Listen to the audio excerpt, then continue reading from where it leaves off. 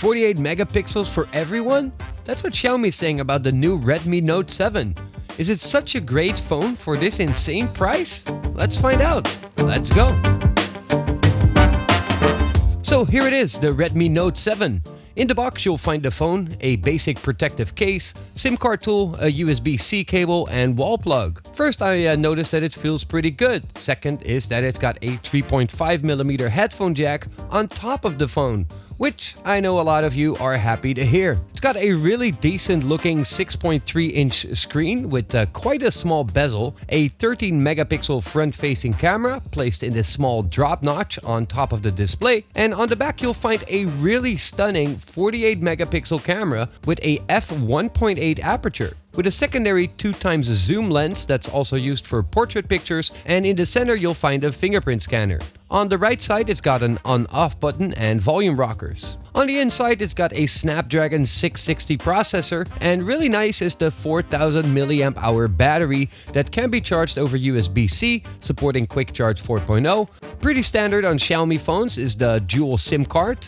And a nice addition is that this has a IR blaster on top of the phone, which allows you to use the phone as a infrared controller to control anything that can be controlled over infrared, like your TV, your sound system, or air conditioner. Pretty cool. In use, the phone is really much like you'd expect from a Xiaomi phone. It comes with MIUI 10, the latest version of Xiaomi's Android-based operating system, and it's got all the standard features you come to expect from Xiaomi. It comes with this nice 3-finger gesture to make screenshots. You can set the screen to have this bottom row of buttons or to use it fully gesture-based. It's got split screen options to have 2 apps running simultaneously, so you can watch my videos while shopping in other apps, for example. MIUI 10 really has quite the things going for it. I've gotten the global MIUI version, as this phone was sent to me by Xiaomi's global team, and this comes with a handful of standard apps like the weather and screen recording, file navigator, but also a bunch of Google apps like the Play Store and YouTube. It's got a few third-party apps like Netflix, Amazon, and Facebook, so luckily it doesn't come preloaded with tons of unwanted apps.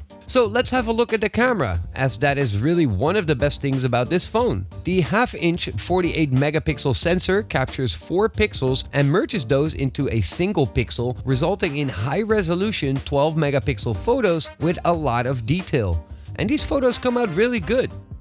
These are some pictures that I've taken around the block here. And these photos I've taken indoor last week when I had Susanna around. And these all come out really well. You can see it's got quite a lot of detail, and the noise levels are pretty well controlled in most of the pictures that I've taken with it. Susanna also used that 13-megapixel selfie camera, which also comes out pretty nice. I was in Singapore a few days ago, where I've taken some really nice pictures with this phone as well, like this one aimed directly at the sun. Or this one where you can see that the colors and the details in the graffiti come out looking really good. At night, some of the pictures come out with a little bit more noise, like this one right here, while some actually come out surprisingly good, like this one right here. And these pictures taken at around sundown still come out really decent as well. So overall, I find this camera to be really impressive for this more entry-level smartphone. The speaker is alright. It's pretty much as loud as the Mi 9 that we've recently looked at, but it's just a little less defined. So here I'll play one of my beats again over this speaker.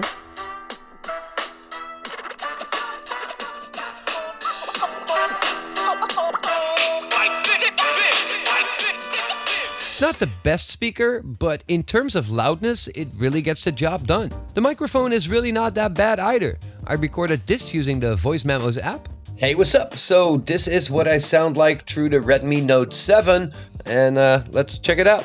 Again, although the microphone is not as good as you will find on any of the flagship phones, it's good enough for its purpose. So what do I think of the Redmi Note 7? Well, overall, you cannot dislike this phone. It's got a really decent octa-core processor, a really decent 6.3-inch display, really nice is the 4000 mAh battery with Quick Charge 4, and a really great camera with that 48-megapixel sensor, and all that for a really crazy priced phone. I personally found that the back does get fingerprinted quite easily because of that glass back, which is something that we've seen on many Xiaomi phones, but it does come with that protective case. just in case. You'll notice that in terms of some of its specs, the Redmi Note 7 is kinda comparable to Xiaomi's Mi A2, as it's got that same Snapdragon 660 processor, but the Redmi Note has a much bigger battery, a much better camera system, and it comes with MIUI 10 instead of that Android One operating system on the A2. The only thing I probably like a little bit better is the matte finish on the back of the A2, but that's just a personal preference. Overall, the Redmi Note 7 has improved on a lot of things, and I really like it. The Redmi Note 7 comes in red, blue, or black with either 3 gigs of RAM and 32 gigs of storage, or 4 gigs of RAM with 64 or 128 gigs of storage, starting at around €199 depending on which country you'll buy it. So this makes it for a really affordable smartphone with some pretty impressive specs for the price of this phone. I'm really quite impressed seeing how capable this phone is for its price tag. So that's about it for the Redmi Note 7. A very affordable but very capable entry-level smartphone with a really impressive camera. What do you think? Is the Redmi Note 7 something that you want to grab as your next phone?